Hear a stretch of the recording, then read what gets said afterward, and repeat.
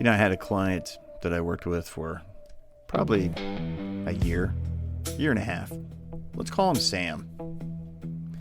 He was a pretty reliable client, seemed to be working his recovery pretty well. He never lied to me, not once. Every single thing he said in my office was true. He went to meetings, true. He called his sponsor every day, true. He passed drug tests that were mandatory in his IOP program, true. And the whole time, 3 weeks into a full-blown relapse. Because there's a difference between telling the truth and being truthful. And that difference is where addiction lives. You see, being truthful takes a lot of effort, but telling the truth is easy, especially when it's not true. Today we're going to talk about that gap and about a line from Scripture that people quote all the time without ever stopping to understand what it's actually asking of them. The truth. And being truthful. I'm Doc Jacques. Stay tuned.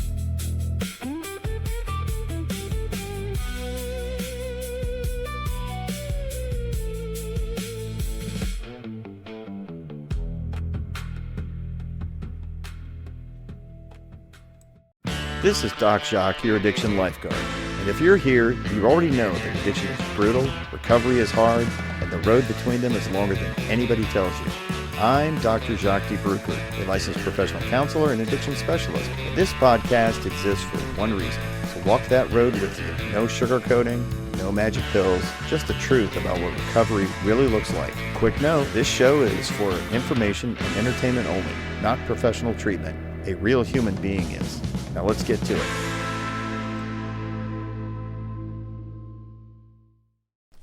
Know the truth, and the truth will set you free. Everybody quotes that. Almost nobody reads the sentence before it. That comes from a scripture, John 8:31-32.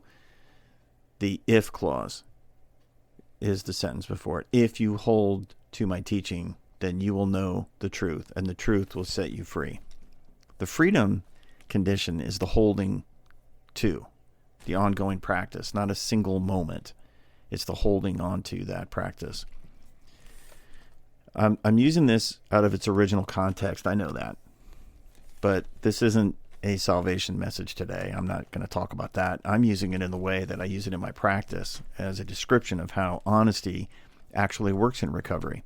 The truth is the goal in recovery. It's something you work toward and hold on to, not something you say once and you're done. Truth isn't an event, it's a discipline. And most people treat honesty like a hurdle to get through the one big confession and then you're done. That's not how the verse reads, and that's not how recovery works. It's not about getting over the one thing in front of you, the one hurdle in front of you. There's a different thing about it. It's the same idea about abstinence versus sobriety that I talk about all the time. Abstinence is from the head, sobriety is from the heart. Telling the truth once is a head thing.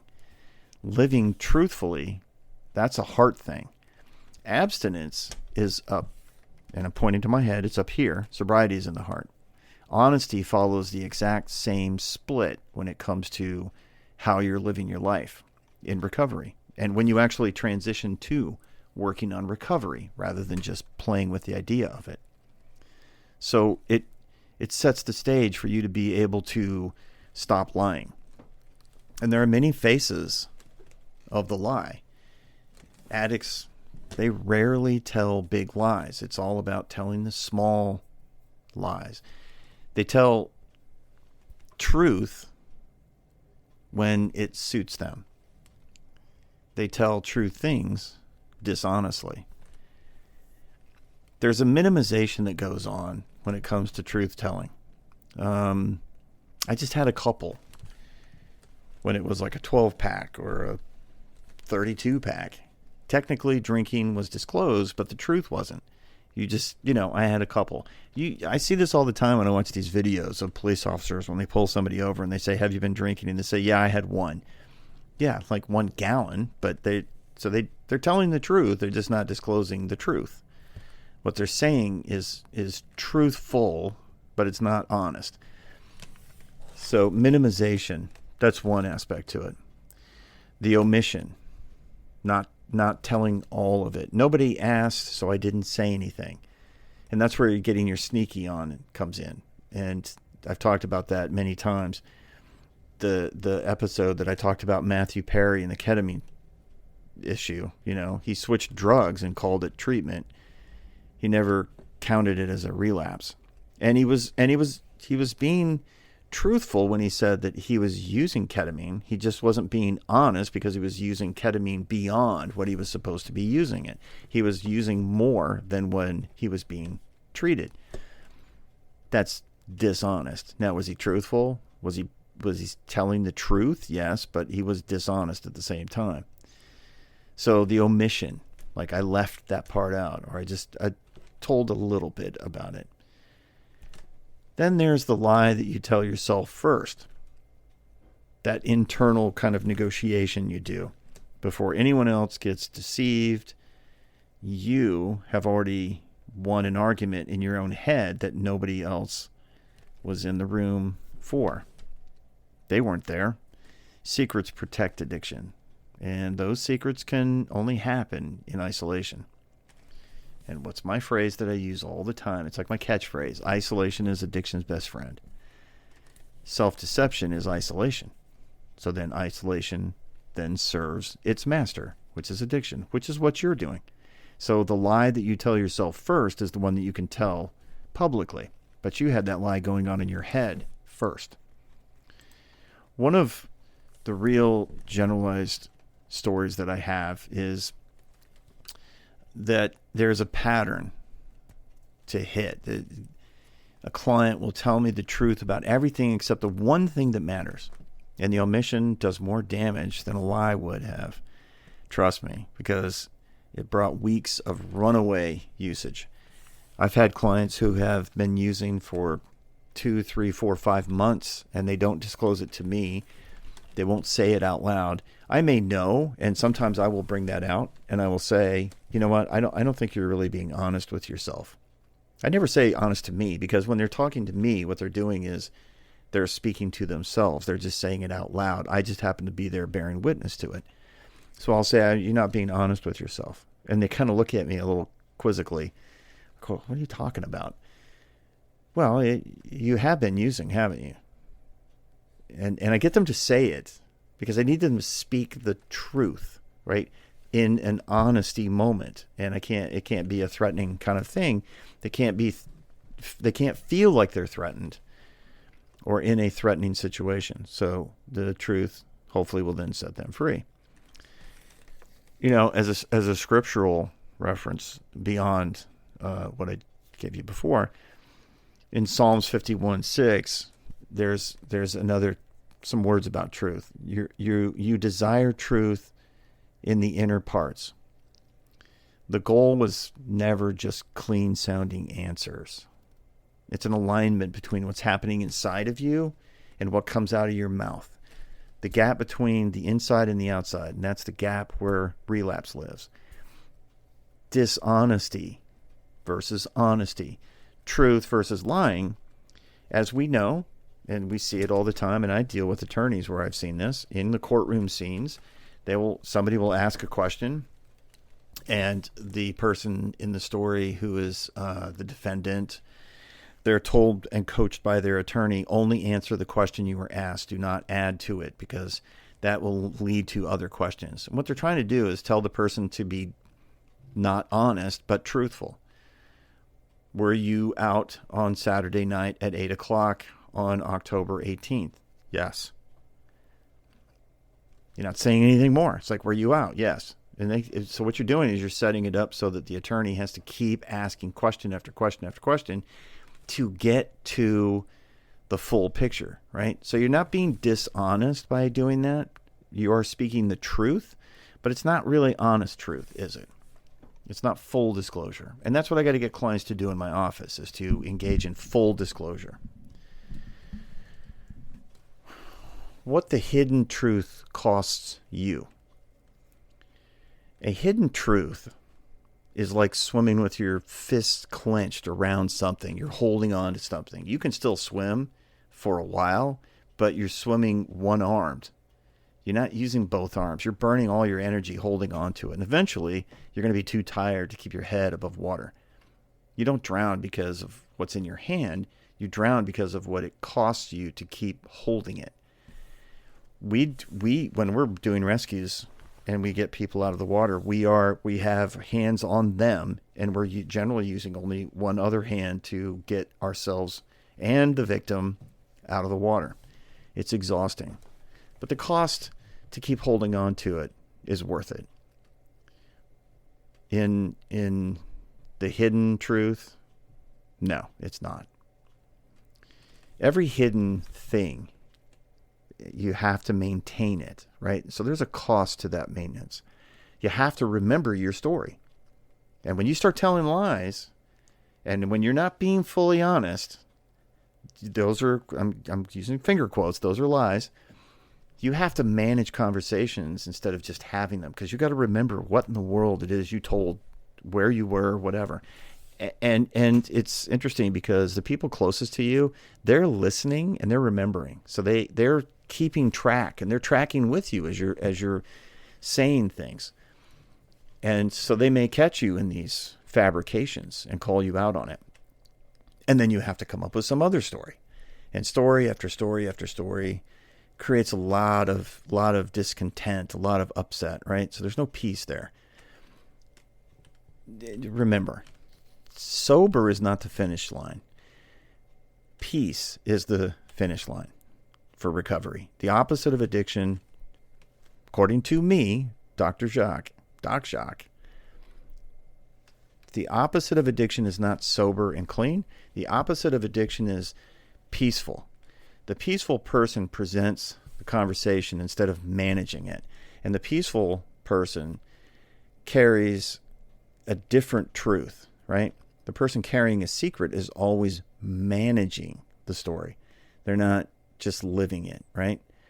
So you got to that hidden truth is just so costly. There's so much maintenance to it. When I kept silent, my bones wasted away. My strength was sapped.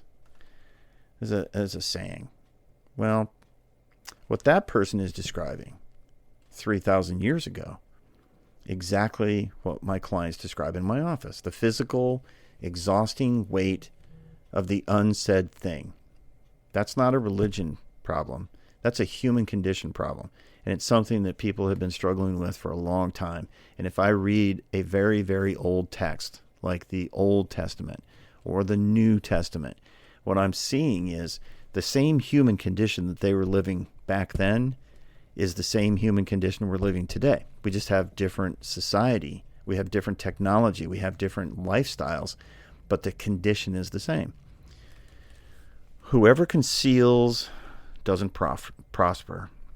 Whoever confesses finds mercy. It's not a clinical read, not a moral read. What's covered doesn't heal. It just goes underground and gets more expensive. Again, we're back at that cost. You have an enemy that's attacking you. The enemy is addiction. The enemy is the enemy.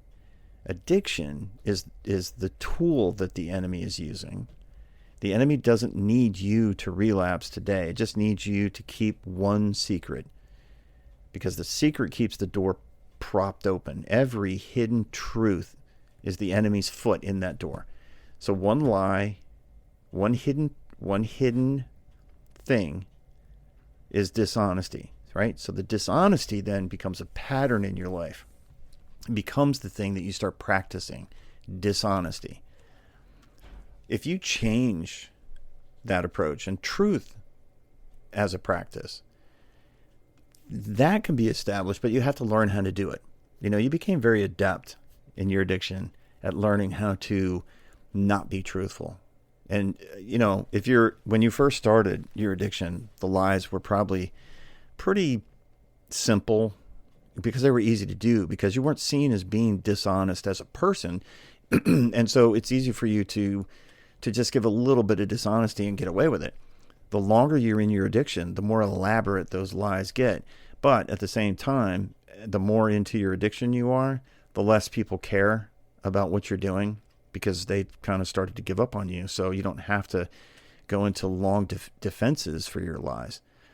Step 4 and 5 in the step process, that's where you're connecting the idea of honesty and truthfulness with the practice of it, because you got to go through this thing we talk about in step 4, fearless searching moral inventory of your character defects. That's the know the truth part. In step 5, the witnessing of that. And, you're saying it out loud in front of yourself and another person and God, the nature and extent of those character defects. Not the version that you'd show somebody in church, like know the truth. That's different, right? We're taking this out of context. I realize that. The real one, the one with the things that you've never said out loud. That's the truth, the hard truth. That's what I call it, the hard truth. We're going to have a hard truth conversation. Step 4 is that. Step 5, after you've gone through that torturous thing, and like I've said before, usually when people are going to jump out of the 12-step process, it's at step 4, because they're not going to want to do that. Step 5, admitting to God, to yourself, and to another human being. That's the hold on to it part. You have to say it out loud in front of a witness. Not because God doesn't already know, but because addiction survives in secrecy. And speaking it out loud is what kills the secrecy. It's like the oxygen that kills the germs. Get it out in the air. I've had people who have come into my office and they are so wanting to unburden themselves with these truths that are just so torturous. And they really, they just break down crying when they start speaking the truth. And it's a tough thing to witness it as a therapist, and you're watching the person and they're really struggling and they're crying and they're upset. It's tough to witness. But at the same time, I know it's a huge step into the world of recovery that they're engaging in. So it's important. Well, what does the idea of holding to the truth look like in a normal week? What does that look like? Well, if you're working on recovery, calling your sponsor about the bad day, not just the slip, not just about the good day, but about the bad day. That's a big one, right? That's holding to the truth. You're saying it out loud. You're having a bad day. Telling your counselor about the accident while it's happening or right after, instead of a week later or when it's been cleaned up and it's kind of past tense. So you can just kind of dismiss it as a thing that you did back then. So you got to be in the moment, and that's holding on to the truth. Holding on to it means I'm going to actually engage in an honest with myself kind of conversation I'm going to have with another person. When you go into a meeting and the idea is depending on the meeting and who's leading it, who's chairing it, but it might be a thing where it's the how are you doing thing. What's today like? And in a meeting, you give the real answer, right? The breakthrough for many people when they start working on recovery is when they go to meetings and they actually speak and they start speaking the truth. And that takes a while, no question. When you go to meetings, you're in a kind of a foreign environment. It's not something you're used to, and it may not be something you're frankly comfortable with, and that's okay. But being truthful and speaking the truth occasionally, about, 5th, 6th, 7th meeting you go to, you're going to feel a little more comfortable because you don't feel so weird being in this room with these people you don't know. And speaking in a meeting, but speaking with real answer to how am I doing today? Owning it without defensiveness. Did I lie to my wife last week? Yeah, I did. Period. No excuses, no polish. It's just the truth, right? Did I lie to my wife last week? Yeah, I did. Hopefully you're saying that in front of another person. Again, sponsor, saying it out loud in a meeting, because you're not going to get any crosstalk, so you just say it. You're not going to get criticized or questioned. More importantly, with a therapist who's, again, well-trained and understands trauma and addiction. But there's no polish to it. You're not polishing a turd. You're just being honest. Because, if you polish a turd, you just get a nice shiny turd. It's still a turd. Consistency over time is really the tell. Truth once performed, truth over weeks, that's character change. Sobriety doesn't fix character. I said that in some podcasts previously. Sobriety doesn't fix character. Character is fixed with honesty. How do you manage that? How do you manage keeping that?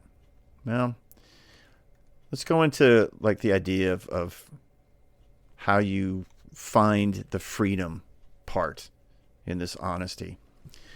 Freedom is something that needs to, let me define it for you. Freedom is not having to remember your story. It's not.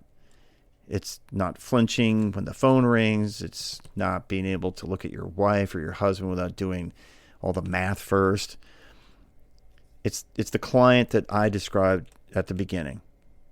Imagine his version of free. Nothing to manage, nothing to maintain, nothing in his clenched fist. You got to connect to it. Peace is truth-telling, and that builds over time. You start with a little bit of truth, and it leads to more truth. The discomfort that you felt when you were lying and you're doing all the math and the calculations and the juggling of everything that you said, that's kind of difficult to do.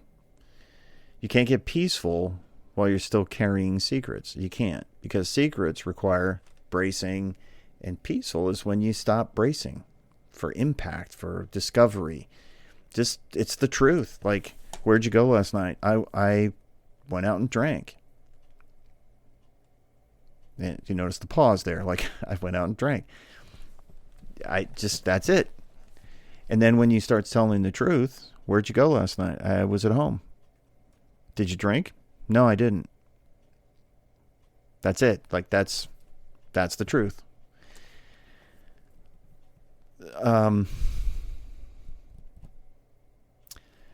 Saying the truth once and you're free. That's not what that Bible verse says. It says, know it, hold to it, live in it. And the freedom is what that practice produces. The truth is the goal. You chase it every day.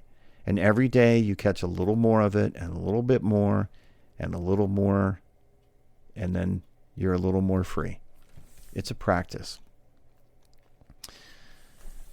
I'm going to give you a little bit of a challenge. I was thinking about this. This week, I want you to tell one true thing that you've been sitting on. Not the biggest one, just one. Just pick a small one. Say it to your sponsor. Say it to your counselor. Say it in a group. Say it to somebody. Say it in front of a witness. That's the whole assignment. That's it. One truth out of isolation. One truth. You're out of isolation. Try that. See what happens. See if you can live through speaking the truth. And see if it feels a little better. Well, hey, that's it for this episode of Doc Shock, Your Addiction Lifeguard. I hope you enjoyed this podcast. If you have, like, subscribe, recommend to a friend. And if you are in need of help, go get it. Go to a rehab. Go to a detox center. Go to a hospital. Go to a counselor. And first and foremost, go to some meetings. Get a sponsor. Work your program. Come up with a program. If you would like to reach out to me, you can you do that, I will help you if I can and answer your questions. But listen, it's not worth ending your life just to save your addiction. That's crazy. Addiction's the tool of the enemy. Let's just stop that, okay? So until next time, this is Doc Shot, your addiction lifeguard, saying see ya.